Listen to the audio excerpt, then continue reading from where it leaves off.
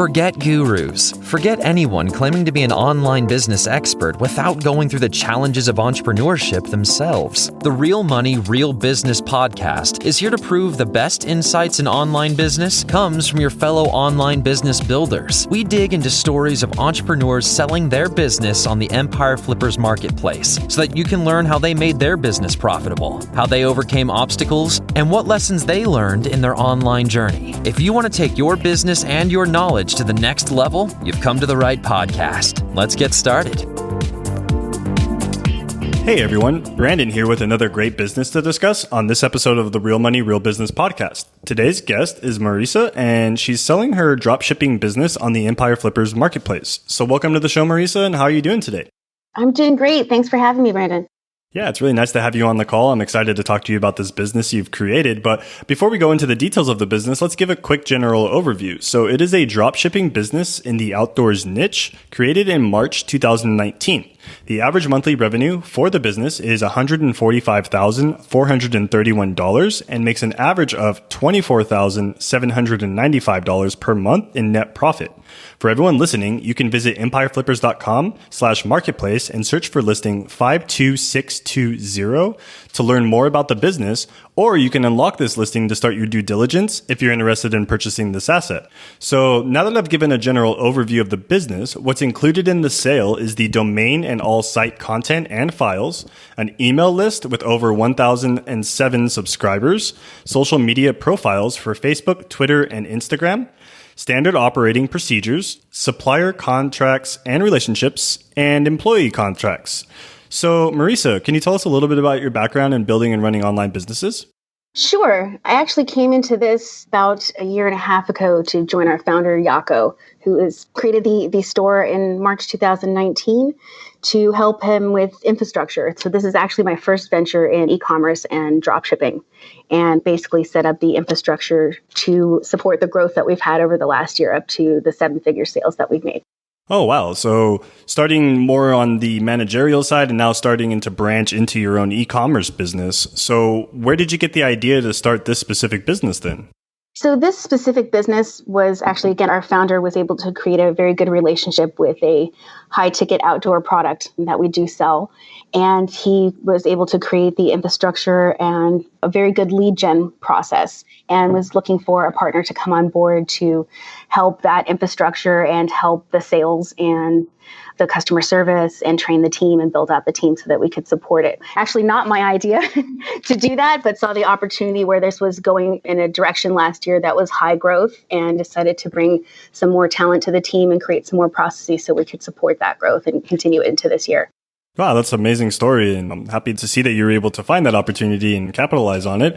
Now, how would you say that this business primarily makes money then? I noticed it's a dropshipping business, so do you have one primary supplier that's supplying the products, or do you have multiple suppliers across the different products for the product line? So we have outdoor niche, and the products are similar with different features. They're luxury high-ticket items. There's 2 different manufacturers, one that's in Canada and another one in the US. And again, we have a dealer agreement for a wholesale discount that has a pretty high margin so that we're able to maintain a pretty good operating profit with this model. Yeah, it's amazing. So if the business is doing so great at this time, Marisa, why is it that you've decided you'd like to sell it? The biz is doing very great, and there are a lot of things that could actually make it better. And between the two of us, where our talents lie, mine mostly in the managerial and sales part, I feel like there's a lot of opportunity in the marketing area to grow the email list, social media, a bunch of other things that would definitely help in addition to some other product lines. And while it may be very common for online entrepreneurs to be really, really great at marketing and managing marketing, it's not one of my core skills, to be honest. I'm more infrastructure, and I'd like to see this business really, really grow. So it's kind of with mixed feelings, been my baby for a while now to sell it or to hand it off, but it really needs someone else with a stronger skill set in marketing in other places. I would be more than happy to help transition it and to make sure that it's success, but I'd like to see it grow a lot further than it is, and it has the potential to double in the next year with the right person. Yeah, that's amazing. And I'm sure a lot of our potential listeners and buyers out there that are listening to this call can also see the value in you wanting to see the business succeed. And that's really great to hear. Now, was there anything that you learned while growing this business that you plan on applying to current or maybe future projects down the road?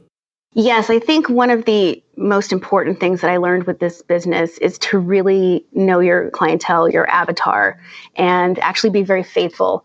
As we've seen, the business world and online businesses and all businesses actually have changed drastically in the last year.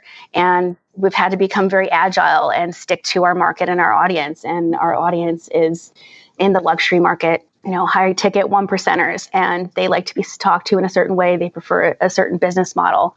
And we saw a couple changes there. If you deviate from it, you can kind of lose them. So sticking to the market that you want, your target audience, and being really honest about what their needs are and delivering on your promises and expectations will keep them loyal and people coming back.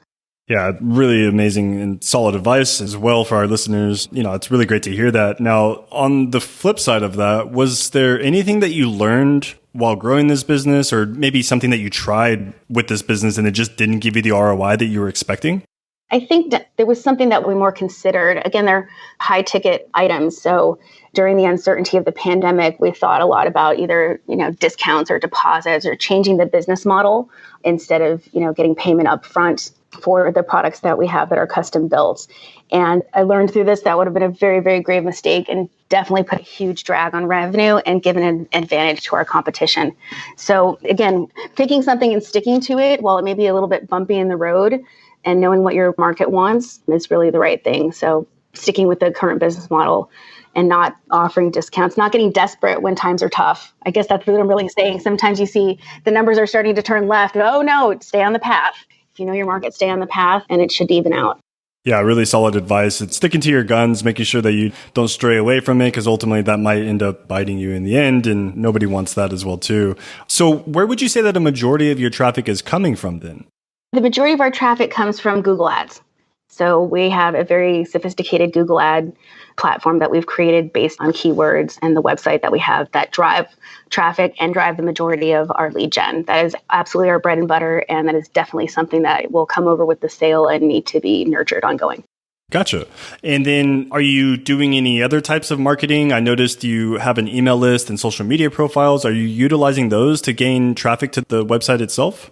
I would say minimally. As I mentioned before, that is an opportunity for someone to step in and grow that. The marketing that actually converts is the Google ads. People that look for this specific product look for it very specifically. So we've seen pretty high conversion rates there. We have social media, but at this point, we more used it for brand credibility, because if you don't have an Instagram or a Facebook, they don't think you're a real business. So early on, we didn't have that. And we definitely got some sales objections because of that. So definitely need to maintain the social marketing piece for brand credibility. And I would see it as an opportunity to actually grow the email list. For some people, that a high ticket item, maybe they're not able to afford it. But if we have a better nurturing sequence over 6 months, I've had people come back after a year to become a customer. So in terms of marketing, growing that would definitely be an opportunity that we could do, but it's not critical to maintain the revenue that we have now. That makes sense. Now, you mentioned with the email list, are you sending out emails on a regular basis, or have you monetized the email list, or is it more used for maybe just updates on current new products that you guys are offering? It's mostly new products, updates. We do have a nurturing sequence and opt-in. There's a guide on how to buy our product, and then a small sequence that goes after that sees some conversion, but not as much as I said as our main bread and butter with the Google ads. Okay. Yeah, that makes sense. Now, hypothetically speaking, Marisa, if you were to keep this business, what are some of the ways that you would personally try and grow it? Again, definitely through the marketing aspect to increase those. I feel like there's a eyes on considering the ROI is a little bit lower on our current model. It would definitely take some more thought. Also adding some complementary products as well to the current outdoor products that we have, some other high ticket items. We do have a few now, and we've seen a lot more recently as the pandemic has increased that people want more things for their outdoors. So those complementary products would actually drive up the per customer sale a heck of a lot. Okay. Yeah, that makes total sense. And, that's something that maybe a potential buyer could also explore further, once they take over full ownership. And speaking of taking over full ownership, so can you walk us through what are some of the typical tasks or maybe some of the operations you're doing on a weekly basis for the business at this time? So as I mentioned before, The Google ads is something that we monitor. I have an operations manager that does analytics to make sure that everything's still in line, that we haven't slipped from our spot, that the traffic is staying where it is. If it's not, we try to fix that. From the financial perspective, also taking a look at what the average sales are, if there's a focus on any particular product. We're always, for the last 6 months, we've been working very strongly on optimizing the site, making the shopping cart easier to use. Our products have a lot of customized features. Between us and all of our competitors, the biggest compliment we get is that it's very easy to purchase a $20,000 item on our site in 5 minutes, and they feel very informed. So that's something that I've spent a lot of time on over the last 6 months to make it very easy for people to give us our money with confidence. As of now, it's more keeping the team in place and taking care of the customer service to make sure that all of our customers are happy as they're waiting for their products to get delivered. And yeah, basically that, and just constantly improving our SOPs. So it's a minimal amount of time. You just want to make sure all the lights are still on and everything's still going in the right direction. So as I said, you can maintain it for, a few hours a week, checking in with the team, adds to some of these opportunities, start working on some of the marketing, maybe having a look at some complementary products. But the way that it is now, I've tried my best over the last 6 months to make sure that all the systems are in place, that I don't actually need to be there. Yeah, it's really great to hear. And so when you're mentioning the team, is this the team that will be continuing on with the new owner? And what does that team exactly consist of? So I have a marketing and salesperson. This person takes care of drafting any emails or taking any new orders, either that come through via email. We also have a phone system. We have a virtual receptionist that takes messages for anybody calling about our products. So she takes care of that. I have a customer service representative that does the ongoing onboarding of our customers, and a very specific email sequence that goes out while they're waiting for their product. It's a technical product, so if they have any questions about the technical things, the customer service person is there. And that's basically, that person is probably the most key person that we have. Sales are important, but it's very important to have somebody there to meet the expectations of our customers. That's our USP. We have the best customer service in our industry. We don't actually make the product. We're a drop shipper, but we can take care of the customer and make sure that they're happy and satisfied. So I've tried to create the best customer service model that I can using that individual.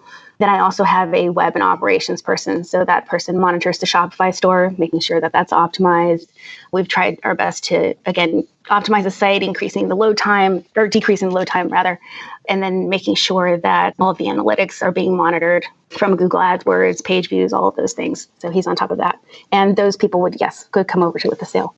Yeah, that's really great to hear. And it sounds like you have a solid team that's kind of already built that foundation for the new owner to come in and really scale the business to its full potential. Now, because you have so many people managing different operations in the business, do you feel that there's a particular skill set that a buyer should have prior to acquiring this business? Or do you feel that as long as they're able to manage a team correctly, that the transition period should be more than enough time to figure out how to maintain the business as it stands?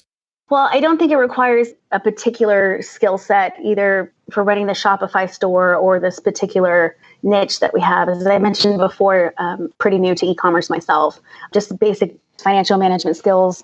And I think the transition period would be enough. I'd definitely be there to show what needs to be watched, what needs to be monitored, how to communicate the team, when you need to check in, when you might need to make some changes, or any improvements or any of those things. But I think a standard, 1 month, I'd be happy to, as I said, been my baby for a while. So I'd be happy to stay on and consult and help out if the person needs a little bit more confidence in the future. But one of the things I prided myself on over the last couple of months is to make a system that any customer service person could step in and deliver excellent customer service based on the SOPs that we have, based on the communication model that I've created.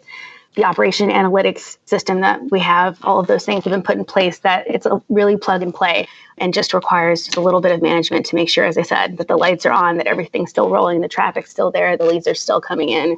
And I basically monitor that with the Shopify app on my phone. It's not that difficult. That's awesome. Yeah, it's really great to hear that you already have these systems established. You have that foundation, a solid working foundation for the new owner to come in and ultimately scale it to its full potential as well. So that's really great to hear that. Now, on the flip side of that, what do you feel are maybe some of the potential risks associated with this business that a buyer should be aware of? Well, I would say with any dropshipping business, you really have to pay attention to cost of goods sold, which has changed a bit for our particular niche, and some of the pricing has increased actually a couple of times in the last year. because also we are in a particular niche that is high ticket outdoor item. It's also partially the health niche as well. Those are really strong niches in the pandemic with people staying home. And I believe even as we come out of this and things start to change, that people will still be looking for our products. And the high ticket part of it keeps the price very elastic. So whether, if you have $15,000 for this product, you probably have 20. So we've seen the price go up and we haven't seen it hurt the sales. And that also goes back to, something I would do in the transition to make sure that the buyer would be very confident in knowing what this market is that they're going into. How do these people like to be treated? How do they like to be communicated with? And how do you keep this, keep the sales strong, keep the sales high? You have to deliver the same customer service model or it's not going to work. Yeah, really solid point. And it's really great to see that you have that system in place and you're able to maintain the systems that are in place. And as you had mentioned, even if the high ticket item is $15,000, I'm sure they have a little bit more to go up in price, especially if they're buying the quality item that they really want. So that's really great to hear. Now, are you willing to commit to a non-compete, meaning you'll stay out of this specific niche for the next 2 years as far as not owning or managing a business that could be a competitor? Oh, yes, I'm definitely willing to do that. Yeah, okay. Of course. Perfect. That's great to hear. And then how much support are you willing to offer potential buyers? Are you going with the typical 30 days of email and Skype support, or did you have something in addition? I know you said you were more than willing to help the buyer even after the 30 days. Definitely for the 30 days. It's going to require at least a weekly meeting for the 30 days. I want to make sure that the new buyer, as I said, understands the market, understands the industry, understands the customers, is able to communicate with the team very well, and knows, all the things that they have to pay attention to from an analytics perspective to make sure it doesn't, take a left turn after I leave. And then, if there's anything after a few months, I definitely want to walk away from this and look back a year later seeing it succeed. Yeah, it's really great to hear that. I'm sure our potential buyers that are doing their due diligence on this business also can see the value in that added support that you're wanting to see the business succeed as well too. So that's really great to hear. Now, just a few sideline questions for you, Marisa. So what advice would you give to our listeners that you wish you knew when you first started managing this business? I guess when I first started managing this business, I fell into a trap that a lot of entrepreneurs fall into, where you try to do everything yourself because you can do it better. And that becomes very, very stressful and difficult to let go. I wasn't documenting things. I was just, riding the wave that we had last year and being really happy about it. So I would have started building the team a little bit earlier and a lot of the processes a little bit earlier, rather than waiting for the volume to start crushing and the pressure to start coming on, which got a little bit stressful last year. But definitely keeping up with that. And then not just now, it's not done. Business procedures and standard operating procedures are not locked documents. Okay, so final question for you, Marisa. So putting yourself in the shoes of a buyer, why do you think that your business is worth buying? Well, I think it's worth buying because the different areas, outdoor, high ticket, luxury, rather have been strong for the pandemic to be strong because I think people want these types of things for their own, whether prices out there or not. And I think what we've started, since it's a new trend with these particular products, is we're going to see, people wanting to keep up with the Joneses. People I sold to last year are coming back because their neighbor has this cool product across the street. So I think it's going to continue to definitely be strong. It's also good to be selling to customers that will probably still have money no matter what kind of crisis we're in, whether it's a pandemic or an economic crisis. Our particular customers are hurt a little bit less, so we'll still have money to purchase these high-end products. And then also, as I said before, it doesn't require any particular expertise. You don't need to know how to build one of our products, necessarily even have used one before, as I never had before I stepped into it. So just basic managerial, entrepreneurial spirit, and it's a really strong business to be in. Absolutely. Yeah, it's really great to see that you've created this business. And I'm sure our potential buyers out there that are listening to this call can also see the value in what you've created here and kind of built for that foundation for them to take and scale even further. And that pretty much wraps up this call, Marisa. Was there anything else that you'd like to add that I might have missed? I think we touched on all the high points. This was really fun. And I hope interested people, if they have any other questions that I wasn't able to answer on this interview with you, feel free to reach out on the listing. Perfect. Yeah, I'm really excited to see your business on our marketplace now, and I'm sure we'll be seeing it getting sold here in the near future. That'd be great. Thanks a lot. All right. Thank you, Marisa. And all right, everyone. Thanks for listening. To learn more and to see if this listing has already been sold, head over to empireflippers.com/marketplace and search for listing number 52620. If you're watching this on YouTube, click the link in the description to go straight to the listing. And once you've unlocked this listing, you'll be given everything you need to know about this business. So until next time, enjoy your digital journey.